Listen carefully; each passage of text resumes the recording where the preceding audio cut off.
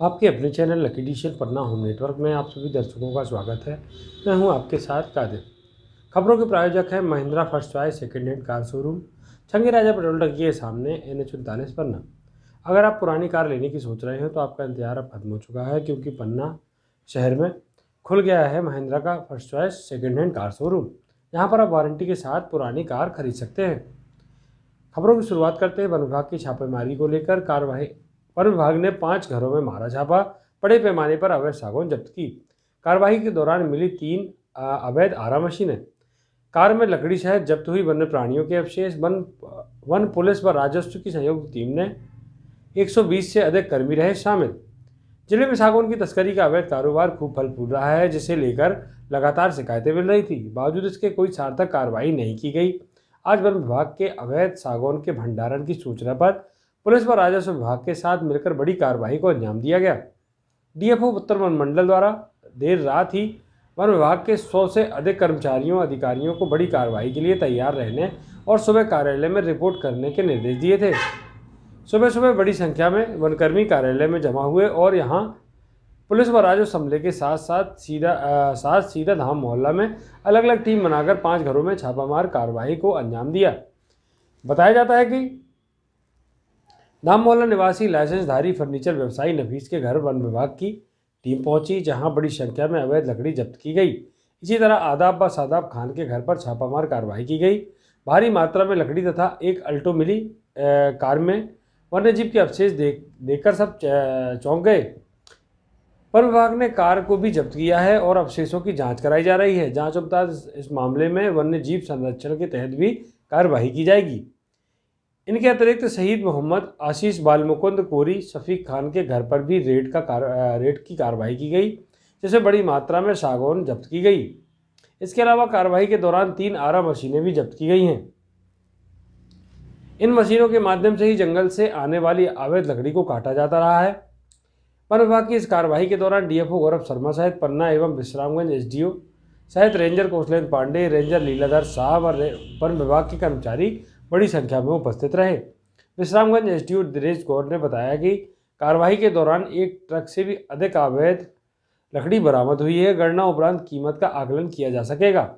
उन्होंने कहा कि इस तरह की कार्रवाई लगातार जारी रहेगी। कार्यवाही नफीस खान फर्नीचर निर्माता, लाइसेंसधारी सादाब आदाब खान, शफीक अहमद, शाहिद खान, बाल गोविंद कोरी, बढ़ई लाइसेंसधारी एवं इरफान अली के ठिकानों पर दबिश देकर भारी मात्रा में बेशकीमती सागौन लकड़ी, सागौन चिरान, सागौन सिल्ली, फर्नीचर सहित 4.334 घन मीटर कुल 844 नग, 1 नग आरा मशीन, 2 नग खारादा मशीन, 1 नग कटर मशीन, 9 नग रुंदा मशीन कटर व 1 मारुति कार हड्डियां सहित एवं अन्य सामग्री आदि जब्त की गई है, जिसमें नफीस खान से 0.935 घन मीटर फर्नीचर सहित सागौन चिरान, शफीक अहमद से 0.526 घन मीटर 40 नग सागौन चिरान, सादाब आदाब खान से 0.995 घन मीटर 143 सागौन चिरान, 1 नग इलेक्ट्रॉनिक मिनी आरा मशीन पुरानी, 3 नग हाथ की आरा, 3 नग रुंदा मशीन कटर, 1 नग बसूला, 1 नग हथौड़ी छोटी, 1 नग शिकंजा, 1 रुंदा मशीन विद्युत, 1 नग गुनिया छोटी, 1 नग निहाना, 1 पुरानी मारुति अल्टो कार, 1 नग हड्डी सहित शहीद खान से 0.878 घन मीटर 317 नग सागौन चिरान, 1 नग विद्युत मोटर, 1 नग खराद, 1 नग आरी छोटी बाल गोविंद कोरी से 0.648 घन मीटर 297 सागौन चिरान, इरफान अली से 0.352 घन मीटर 47 नग चिरान लकड़ी आदि जब्त की गई है। गौरतलब है कि पन्ना में जंगलों में बड़ी मात्रा में सागौन मिलता है। शहर से लगे जंगलों में अधिकांश सागौन का सफाया हो चुका है। ऐसे में आज मिली बड़ी तादाद में लकड़ी कहां से आई, ऐसे लेकर वन विभाग भी परेशान है। कहने को खजरी कुराड़ के जंगलों से अवैध कटाई कर लकड़ी लाए जाने की बात सामने आ रही है। कुछ समय पूर्व 3 वन कर्मियों पर हमला भी हुआ था, जिसके बाद से वन विभाग सागौन तस्करों के खिलाफ कार्रवाई का मना बनाए थे। जानकार बताते हैं कि सागौन के अवैध कारोबार में वन विभाग की संदिग्ध भूमिका से इनकार नहीं किया जा सकता। इन दिनों रूंज डैम के डूब क्षेत्र में वनों की कटाई की जा रही है, जहां कई पेड़ों की बिना किसी मार्ग के ही काटा गया है। इस तरह की काटी गई लकड़ी को सीधा तस्करों तक पहुंचाया गया। यही कारण है कि बड़ी मात्रा में सागौन जब्त हुई है। बताया जाता है कि रुंज क्षेत्र से सीधे उत्तर प्रदेश के लिए भी बड़ी मात्रा में सागौन की तस्करी हो रही है, लेकिन उस ओर वन विभाग का कोई ध्यान नहीं है। ये काफ़ी दिनों से यहाँ पे शिकायत प्राप्त हो रही थी, तो डीएफओ उत्तर पन्ना के निर्देश अनुसार आज सुबह पुलिस, फॉरेस्ट और साथ में राजस्व की संयुक्त टीम ने यहाँ पर 5 जगह पे हम लोगों ने छापा मारा है। कितनी मात्रा में लकड़ी मिली होगी? यहाँ पे लगभग एक ट्रक, अभी मोटा तौर पे एक ट्रक, क्योंकि अलग अलग 5 स्पॉट से लकड़ी जब्त हुई है, तो एग्जैक्ट तो नहीं बता सकते हैं, लेकिन लगभग एक ट्रक से अधिक मात्रा में यहाँ लकड़ी जब्त हुई है। मशीनें भी जब्त की गई हैं? हाँ, यहाँ पे 2 स्पॉटों से मशीन, 3 स्पॉटों से यहाँ पे मशीन भी जब्त हुई है। टोटल 3 मशीनें मिली हैं? 3 मशीनें हुई हैं।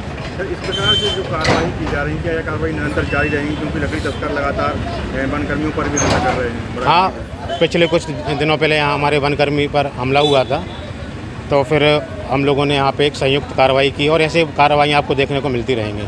कहीं ना कहीं सर वन विभाग पर भी आरोप लगते रहते हैं कि वन हमला भी साथ में रहता है लकड़ी तस्करों की, क्या किया जाएगा, किस प्रकार की काम? हाँ, यदि वन विभाग का कोई कर्मचारी या निचले स्तर का कोई कर्मचारी यहाँ इसमें सम्मिलित है, तो निश्चित तौर पे उस पर भी कार्रवाई की जाएगी, अगर उसका नाम सामने आता है तो। इस प्रकार की कार्रवाई लगातार निरंतर जारी रहेगी? बिल्कुल, आपको देखने को मिलते रहेंगे यहाँ पे। पर कार्रवाई की गई, कितने अवैध तस्कर हैं, कितनी मात्रा में लकड़ी बरामद की गई है? अभी 5 लोगों पे कार्रवाई हुई है। एक नफीस है जिसका लाइसेंस था, आदाब शादाब जिसका कोई लाइसेंस नहीं था, शहीद मोहम्मद कोई लाइसेंस नहीं है, उसके अलावा आशीष बालमुकुंद कोरी, इनका आरा मशीन का लाइसेंस था, पर उसके अलावा एक और आरा मशीन उनके पास में थी, और एक शफ़ीक। ये 5 लोगों पे आज कार्रवाई हुई है। काफ़ी मात्रा में लकड़ी इनके यहाँ से बरामद हुई है। करीबन हमारे को 3 मशीनें मिली हैं। उसके अलावा एक अल्टो गाड़ी थी जिसमें हड्डियाँ पड़ी हुई थी आदाब शादाब के यहाँ पे, उन हड्डियों की भी अभी हम जांच करवा रहे हैं। तो इस तरह की कार्रवाई पूरे पुलिस प्रशासन, तहसीलदार वहाँ मौजूद थे, पुलिस के पूरे एसआई मैडम और 18 लोग उनके मौजूद थे, और करीबन 100 लोग हमारे स्टाफ के थे। हमारे सारे रेंजर साहब थे, दोनों एसडीओ साहब थे। इन सब लोगों ने मिलकर आज कार्रवाई की है। सर, जो हड्डी बरामद की है उसमें एक शैल भी बरामद किया है किसी जानवर का, क्या अनुमान लगाया जाता है किस प्रकार से जो है हड्डी तस्कर भी शामिल है? ये हमें अनुमान पहले से था कि जो लोग भी जंगल में घुस के अवैध कटाई कर रहे हैं वो अवैध शिकार भी कर रहे हैं, क्योंकि जो जंगल में घुस रहा है वो काट रहा है, उसको जानवर मिल रहा है तो उसको खाने का प्रयास भी कर रहा है। उन सब की जांच अभी चल रही है, क्योंकि अभी हम अभी फॉरेंसिक को भेजेंगे, उनको पता लगाएंगे कौन सा जानवर था, उसके हिसाब से उन पर वाइल्ड लाइफ एक्ट लग के कार्रवाई होगी। और भी सर कार्रवाइयाँ होती रहेंगी आगे? अभी हमारा प्लान ये है कि अभी हमने इन 5 लोगों पे रेड मारी है। धीरे धीरे हमको धाम मोहल्ला और आगरा मोहल्ला पूरे को कवर करना है। हमारे पास प्रशासन का, पुलिस का पूरा सहयोग है। सभी लोग की ये मंशा है कि ये कार्रवाइयाँ होती रहनी चाहिए, जिससे कि जो अवैध कटाई, अवैध शिकार, ये सारी चीज़ें पन्ना बफर में, टाइगर रिजर्व के बफर में और नॉर्थ पन्ना में जो हो रहे हैं, उन पे एक अंकुश लग सके। संकल्प पत्र के लिए वादे जुटाने पन्ना पहुंचे भाजपा के प्रभारी श्री यादव ने कहा, कोई नियम नहीं, जीतने वाले प्रत्याशी को मिलेगा भाजपा का टिकट। नगरीय निकाय चुनाव के लिए भाजपा की तैयारी तेज हो गई है। प्रत्याशी चयन से लेकर चुनावी घोषणा पत्र में वादों का चयन शुरू हो गया है। इसी को लेकर भाजपा के नगरीय निकाय चुनाव के लिए पन्ना प्रभारी बनाए गए भाजपा नेता विनोद यादव आज पन्ना पहुंचे और सर्किट हाउस में व्यापारियों, सामाजिक कार्यकर्ताओं व पत्रकारों से बात कर भाजपा के संकल्प पत्र के लिए महत्वपूर्ण सुझाव मांगे। उन्होंने बताया कि हम घोषणा पत्र नहीं, संकल्प पत्र बनाएंगे, जिसमें समाज के सभी वर्गों के लोगों द्वारा सुझाए गए मुद्दों व मांगों को शामिल किया जाएगा। इस दौरान विकास के लिए उन्हें कई अहम सुझाव दिए गए। इसके साथ ही पत्रकार वार्ता के दौरान टिकट को लेकर भी उनसे बात की गई। टिकट के सवाल पर विनोद यादव ने स्पष्ट किया कि पार्टी अपने कार्यकर्ता को टिकट देगी, लेकिन इसके लिए यह सबसे जरूरी है कि उस कार्यकर्ता में चुनाव जीतने की क्षमता हो। पार्टी के लिए कई लोग काम करते हैं, लेकिन अब भाजपा में टिकट वही प्राप्त करेगा जिसमें क्षमता होगी। उन्होंने कहा कि टिकट वितरण के लिए ना तो कोई उम्र का बंधन है और ना ही कोई अन्य बाधाएं। जो प्रत्याशी जीतने की क्षमता रखेगा उसे ही टिकट मिलेगा। इसके लिए कई स्तर पर काम किया जा रहा है। नेता पत्नियों को टिकट नहीं मिलने की बात को भी उन्होंने सिरे से खारिज कर दिया। उन्होंने कहा कि कोई मापदंड नहीं है, क्षमतावान प्रत्याशी को टिकट दिया जाएगा, भले ही कोई नेता की पत्नी हो या अधिक कम उम्र का हो। गौरतलब है विनोद यादव की इन बातों से उन नेताओं के चेहरे खिल गए जो 45 की उम्र को पार कर चुके थे और टिकट के दावेदार थे। वहीं नेता पत्नियों में भी टिकट की आस फिर से जागृत हुई है। विनोद यादव ने इन बयान के बाद अब दावेदारों में होड़ और बढ़ेगी और चुनाव नज़दीक आते आते टिकट को लेकर जमकर संग्राम होता नजर आएगा। पत्रकार वार्ता के दौरान भाजपा जिलाध्यक्ष रामबिहारी चौरसिया, विवेक मिश्रा, आशीष तिवारी, सुशील त्रिपाठी, कमल लालवानी सहित भाजपा नेता व कार्यकर्ता उपस्थित रहे। 6 साल पार्क के समीप हुए अवैध निर्माण पर चला बुलडोजर, नगरपालिका राजस्व तथा पुलिस ने की संयुक्त कार्रवाई। नगर में फैले भारी अतिक्रमण को हटाने प्रशासन द्वारा समय समय पर कार्रवाई की जा रही है। आज नगरपालिका की टीम द्वारा 6 साल पार्क के पीछे धर्मसागर रोड पर सब्जी बेचने वालों द्वारा अवैध रूप से नगरपालिका की जमीन पर टपरे वाली दुकानें बना रखी थी तथा उनके द्वारा कोई किराया भी नहीं दिया जा रहा था, जिसके संबंध में नगरपालिका ने जिला प्रशासन को अवगत कराया। कलेक्टर द्वारा राजस्व, पुलिस तथा नगरपालिका की टीम बनाकर अतिक्रमण हटाने के निर्देश दिए, जिसके बाद आज संयुक्त टीम ने जेसीबी के माध्यम से बनी दुकानों को तोड़ दिया। पूर्व में सूचना के बाद भी अतिक्रमणकारियों द्वारा दुकानों से सामान नहीं निकाला गया था। ऐसे में बिना सामान निकाले ही दुकानों को तोड़ा गया, जिससे दुकानदारों में खासा रोष देखा। इसके अलावा सब्जी बाजार में भी अवैध अतिक्रमण पर कार्रवाई की गई है।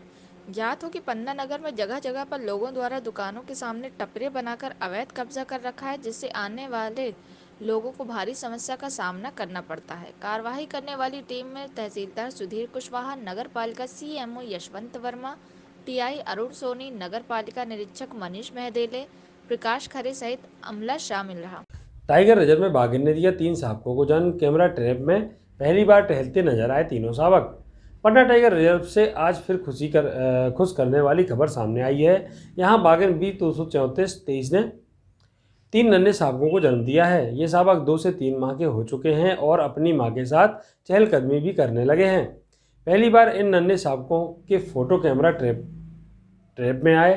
पन्ना टाइगर रिजर्व द्वारा आज कैमरा ट्रैप में मिली नन्हे शावकों की तस्वीरों को साझा किया गया। क्षेत्र संचालक उत्तम शर्मा ने जानकारी देते हुए बताया कि बाघिन B234 पन्ना में ही जन्मी और यहाँ पर पली बड़ी है। लगभग 3.5 वर्ष की इस युवा बाघिनी ने कोट क्षेत्र से बाहर अकोला बफर को अपना नया ठिकाना बनाया है। यहीं पर इस बाघिन ने पहली बार 3 शावकों को जन्म दिया है। तीनों शावक 2 से 3 माह के हो चुके हैं तथा पूर्ण रूपेण स्वस्थ हैं। अकोला बफर क्षेत्र के जंगल में तीनों शावक अब अपनी मां के साथ चहलकदमी करते हुए नजर आने लगे हैं। इन नन्हे मेहमानों के आने से पन्ना टाइगर रिजर्व में जहां खुशी का माहौल है, वहीं अकोला बफर क्षेत्र का आकर्षण और बढ़ गया है। 234-23 बाघिन ने ये पहली बार एक लेटर दिया है और उसमें 3 शावक हैं और लगभग 2 से 3 महीने के हैं। पहली बार इन शावकों की पिक्चर हमें मिली है जो कि हम लोगों ने आपके साथ शेयर की है। बड़े खुशी की बात है कि नए साल पे लगातार पन्ना में बाघों की संख्या में वृद्धि हो रही है और बफर क्षेत्र में भी बाघों की संख्या बढ़ रही है। यहाँ पर भी बाघिन जो हैं वो अपना रहवास बनाकर उसमें बच्चों को जन्म दे रही हैं।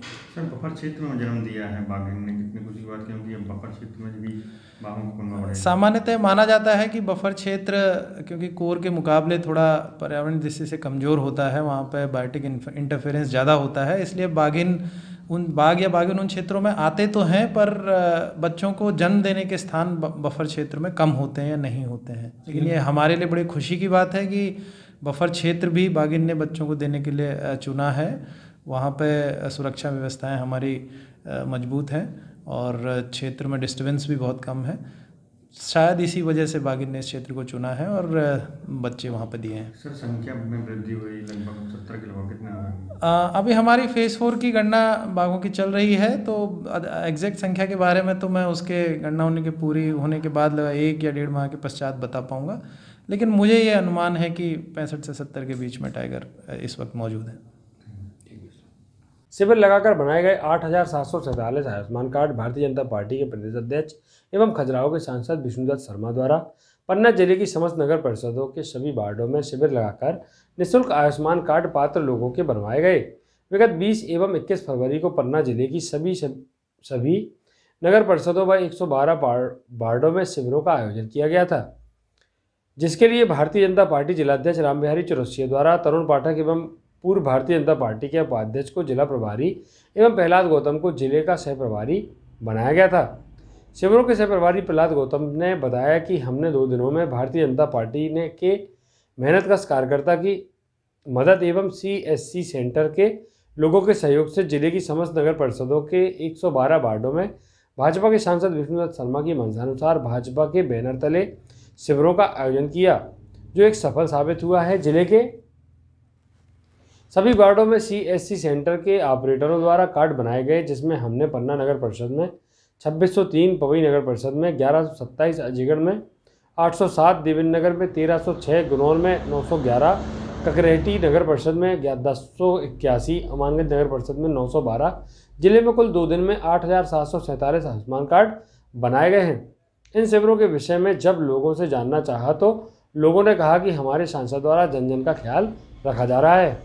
श्रीमद् भागवत कथा का हुआ आयोजन। श्री 1008 श्रीमद् भागवत महापुराण संगीतमय कथा का आयोजन जलपा देवी मंदिर, छिगम्मा रोड, गुनौर में 24 फरवरी को पंडित शिवा शास्त्री जी के मुखारविंद से श्री रुक्मणी जी श्री कृष्ण का विवाह संपन्न हुआ। इस दौरान भव्य झांकी का प्रदर्शन किया गया। इस आयोजन में गुनौर सहित आसपास के ग्रामीण अंचलों से बड़ी संख्या में लोग यहां पर पहुंचकर श्रीमद् भागवत कथा का श्रवण कर रहे हैं।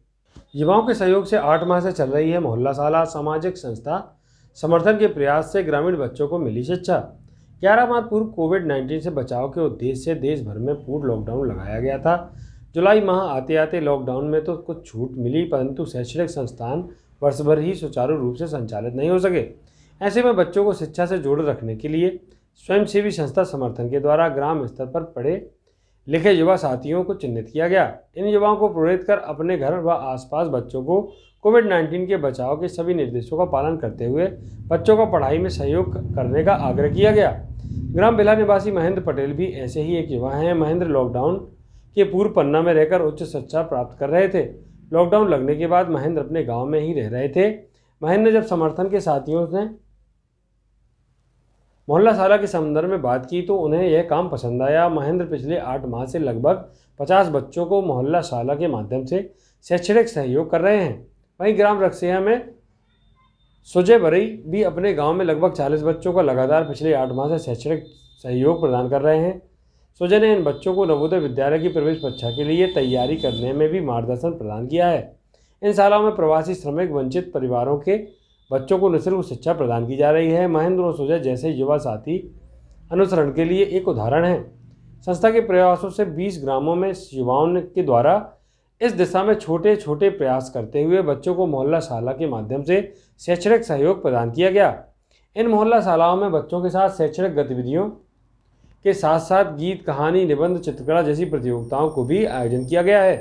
कोटवारों ने नियमितीकरण की मांग को लेकर सौंपा ज्ञापन। मध्य प्रदेश राज्यपत्र क्रमांक 45, भोपाल, शुक्रवार 6 नवंबर 2020, कार्तिक 15, 1942 एवं मध्य प्रदेश भू राजस्व संहिता 1959 की धारा 230 का पालन कराया जाकर मध्य प्रदेश के कोटवारों के नियमितीकरण कर वेतन वृद्धि के आदेश पारित को लेकर आज दिनांक 25 फरवरी को मुख्यमंत्री के नाम तहसीलदार को ज्ञापन सौंपा गया, जिसमें उल्लेख किया गया कि मध्य प्रदेश राज्यपत्र क्रमांक 45, भोपाल, शुक्रवार दिनांक 6 नवंबर 2020, कार्तिक 5, सत्र 1942 गजट नोटिफिकेशन के द्वारा मध्य प्रदेश शासन द्वारा ग्राम कोटवार को शासकीय कर्मचारी घोषित किया जा चुका है, परंतु आज दिनांक तक कोई न सुविधाएं और न ही जीवन जीने लायक वेतन प्राप्त नहीं हो रही है। वर्तमान में कोटवारों की वेतन 4000 है। इतनी कम राशि में परिवार का भरण पोषण नहीं हो पा रहा है। तहसील कार्यालय में कर्मचारियों के रिक्त पद होने के चलते योग्यता के आधार पर तहसील के कार्य कोटवार द्वारा संपादित किए जा रहे हैं, जैसे RCMS, कंप्यूटर ऑपरेटर, सहायिका, रीडर शाखा, वाहन चालक, तामीली, कुनिंदा, अर्दली एवं भ्रत नाजिर शाखा, निर्वाचन शाखा आदि कार्य किए जा रहे हैं। इन्हीं रिक्त पदों में वैकल्पिक रूप से भर्ती किया जा सकता है। अन्य मुद्दों को लेकर कोटवारों ने ज्ञापन दिया गया है कि और मांगों को न माने जाने पर आंदोलन की चेतावनी दी है। उक्त ज्ञापन कोटवार वेलफेयर सोसाइटी तहसील अध्यक्ष बेटालाल उमरे के तत्वावधान में दिया गया। उक्त ज्ञापन में तहसील के समस्त कोटवार उपस्थित रहे। बुंदेलखंड किसान यूनियन ने आयोजित की किसान महापंचायत, राष्ट्रपति के नाम दिया ज्ञापन। दिल्ली में किसान आंदोलन के समर्थन में केंद्र सरकार दिल्ली घेराव व किसान विरोधी तीनों कृषि विधेयक वापस लेने को लेकर अजयगढ़ में बुंदेलखंड किसान यूनियन संगठन के राष्ट्रीय अध्यक्ष विमल कुमार शर्मा के नेतृत्व में तीनों कृषि कानून वापस लेने को लेकर किसान महापंचायत का आयोजन किया गया। इसमें बड़ी संख्या में क्षेत्र के किसान एकत्रित हुए। किसान यूनियन के राष्ट्रीय अध्यक्ष ने अजयगढ़ में महापंचायत को संबोधित करते हुए कहा कि हम बुंदेलखंड के हर गांव में कृषि कानून के विरोध में महापंचायत कर किसानों को जागृत करेंगे और एक बार फिर बड़ी संख्या में हजारों किसानों के साथ दिल्ली में धावा बोलेंगे। राष्ट्रीय अध्यक्ष ने केंद्र सरकार पर निशाना साधते हुए कहा कि यह तीनों बिल किसानों के लिए केंद्र सरकार ने मौत का वारंट तैयार किया है, जिसे हम खत्म करवा कर ही दम लेंगे। दिल्ली लाल किला में हुई हिंसा पर राष्ट्रीय अध्यक्ष ने कहा कि यह सरकार की साजिश है। किसानों को आवाज़ दबाने को लेकर संगठनों पर साजिश की जा रही है। किसान संगठन किसानों की साजिश से दबने वाला नहीं है। उक्त कार्यक्रम में किसान प्रवक्ताओं ने अपने अपने विचार रखे और केंद्र की सरकार को जमकर कोसा। साथ ही तहसील की विभिन्न पंचायतों की समस्याओं को देखते हुए जिला पन्ना की प्रत्येक तहसील में संगठन का विस्तार करने की घोषणा की। राष्ट्रपति के नाम दिए गए ज्ञापन में उल्लेख किया गया कि खरीदी केंद्रों व पटवारियों द्वारा किसानों की अनाधिकृत वसूली को रोका जाए, पात्र किसानों को राशन कार्ड व आवास का लाभ व समय पर विद्युत प्रदाय की जाए, जिससे फसल को कोई नुकसान न हो। उक्त कार्यक्रम में बुंदेलखंड की समस्त पदाधिकारी और किसान उपस्थित रहे। सपाक्स पार्टी ने पेट्रोल के दामों को लेकर सौंपा ज्ञापन। सपाक्स पार्टी पन्ना के जिलाध्यक्ष प्रमोद पाठक की अगुवाई में आज पेट्रोल डीजल के दामों में हो रही बेतहाशा बढ़ोतरी को लेकर पेट्रोलियम मंत्री एवं मुख्यमंत्री के नाम ज्ञापन सौंपा। ज्ञापन के माध्यम से बताया गया कि पिछले 2 से 3 महीनों में पेट्रोल, डीजल, गैस व इससे जुड़े उत्पादों में बेतहाशा वृद्धि हुई है। पेट्रोल जो पहले 72 रुपये था वह अब 100 रुपये से अधिक हो चुका है। पेट्रोल, डीजल व इससे जुड़े गैस पेट्रोलियम उत्पादों के दाम अन्य विदेशों व विश्व मार्केट में तो स्थिर हैं, परंतु भारत में इसकी वृद्धि चिंता व दुख का विषय है। इससे केंद्र व राज्य दोनों ही की नीति संदेहास्पद व लोकतंत्र विरोधी प्रतीत होती हैं। दोनों ही सरकारें जनभावना व लोकहित के विरुद्ध कार्य कर रही हैं। दोनों ही सरकारों में पेट्रोल पर इतना टैक्स लगाया है कि जनता में दोनों ही सरकारों के प्रति अत्यंत रोष व क्रोध व्याप्त है। ऐसी सरकारों का चला जाना ही लोकहित में होगा। यदि सरकार ने इस ओर कोई समाधान कारक कदम नहीं उठाए तो सपाक्स पार्टी सड़कों पर उतरने हेतु बाध्य होगी। हमारी पार्टी यह मांग करती है कि इस बढ़े हुए टैक्स को शीघ्र ही वापस लिया जाए, अन्यथा सरकार को एक वृहद जन आंदोलन का सामना करना पड़ेगा। ज्ञापन देने वालों में मुख्य रूप से प्रमोद पाठक, रामकिशोर तिवारी, शालिग्राम पांडे सहित पार्टी कार्यकर्ता व पदाधिकारी मौजूद रहे। 15 मार्च से होगी हीरों की नीलामी। जिले की उथली खदानों से प्राप्त कुल 189 नग हीरों की नीलामी हीरा कार्यालय संयुक्त कलेक्ट्रेट भवन में की जाएगी। इस संबंध में कलेक्टर संजय कुमार मिश्र ने बताया कि नीलामी 15 मार्च 2021 से प्रारंभ होकर के हीरों की नीलामी पूर्ण होने तक शासकीय अवकाश को छोड़कर चालू रहेगा। प्रतिदिन सुबह 9 बजे से लेकर 11 बजे तक हीरों का निरीक्षण किया जाएगा। तत्पश्चात उनकी बोली की जाएगी। इसमें उज्ज्वल, मैले एवं औद्योगिक किस्म के लगभग 189 हीरे, जिनका कुल वजन लगभग 214.71 कैरेट है। इनकी अनुमानित राशि लगभग 1,61,50,211 रुपये है। इच्छुक बोलीदार 5,000 रुपये की अमानत राशि जमा करके बोली में भाग ले सकता है। उच्चतम बोली वाले बोलीदार को अंतिम निर्णय के तुरंत बाद नीलामी राशि का 20% तत्काल जमा करना होगा। शेष राशि 30 दिन में जमा करना अनिवार्य होगी। उन्होंने बताया कि पन्ना शहर सतना से 72 किलोमीटर तक तथा हरपालपुर से 124 किलोमीटर एवं छतरपुर से 72 किलोमीटर पर स्थित है। इन सभी स्थानों से पन्ना के लिए नियमित एवं अच्छी बसें चलती हैं। पन्ना खजुराहो से 48 किलोमीटर पर स्थित है। खजुराहो हवाई जहाज की नियमित उड़ानों से जुड़ा हुआ है। हीरा नीलामी नियमों के संबंध में विस्तृत जानकारी हीरा अधिकारी हीरा कार्यालय पन्ना पर प्राप्त कर सकते हैं।